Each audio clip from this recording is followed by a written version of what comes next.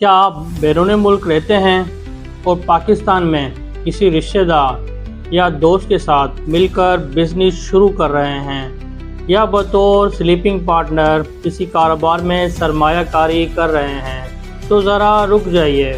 یہ ویڈیو دیکھنے سے پہلے اپنا 1 روپیہ بھی انویسٹ نہ کریں، کیونکہ صرف رشتہ داری، دوستی یا اعتماد کی بنیاد پر بزنس میں پیسہ لگانا بعد میں بہت بڑا نقصان بن سکتا ہے۔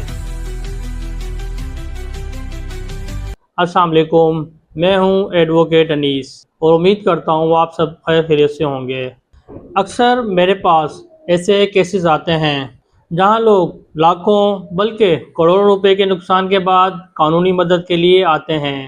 آج میں آپ کو بتاؤں گا کہ اگر آپ پاکستان میں کسی کے ساتھ پارٹنرشپ یا بطور سلیپنگ پارٹنر سرمایہ کاری کر رہے ہیں تو اپنے سرمایہ کو قانونی طور پر محفوظ رکھنے کے لیے کن بنیادی باتوں کا خیال رکھنا چاہیے۔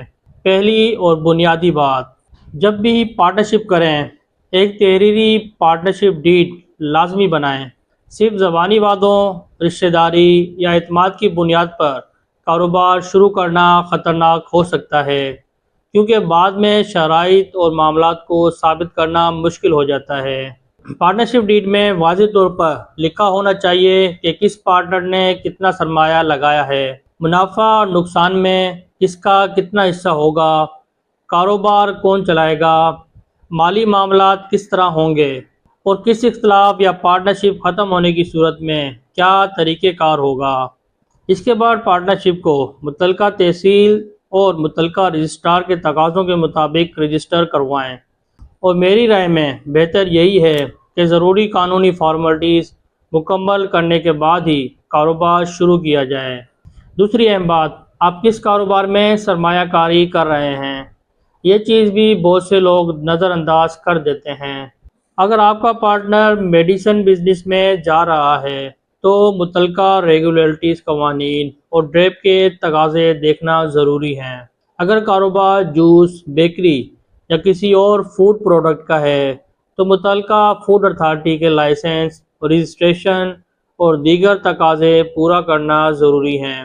اسی طرح ہر شعبے کے اپنے متعلقہ قوانین اور ریگولیٹریز ریکوائرمنٹس ہو سکتی ہیں، لہٰذا صرف پارٹنرشپ ڈیڈ بنا لینا کافی نہیں۔ یہ بھی دیکھنا ضروری ہے کہ جس کاروبار میں آپ سرمایہ لگا رہے ہیں وہ قانونی طور پر رجسٹر اور متعلقہ اتھارٹی سے منظور شدہ ہے یا نہیں۔ اب آتے ہیں سب سے اہم اور خطرناک مسئلے پر، یعنی سلیپنگ پارٹنر۔ میرے پاس اکثر ایسے کیسز آتے ہیں، خاص طور پر بیرون ملک مقیم پاکستانیوں کے، جو کہتے ہیں سر میں باہر رہتا تھا، مجھے اپنے بھائی، رشتہ دار یا دوست پر مکمل اعتماد تھا، میں نے اسے باہر سے پیسے بھیجے کہ آپ کاروبار کریں، میں ایز اے سلیپنگ پارٹنر رہوں گا اور منافع 50-50 تقسیم ہوگا۔ لیکن کچھ عرصے بعد انہیں بتایا جاتا ہے کاروبار میں نقصان ہو گیا، تقریباً سارا سرمایہ ڈوب گیا۔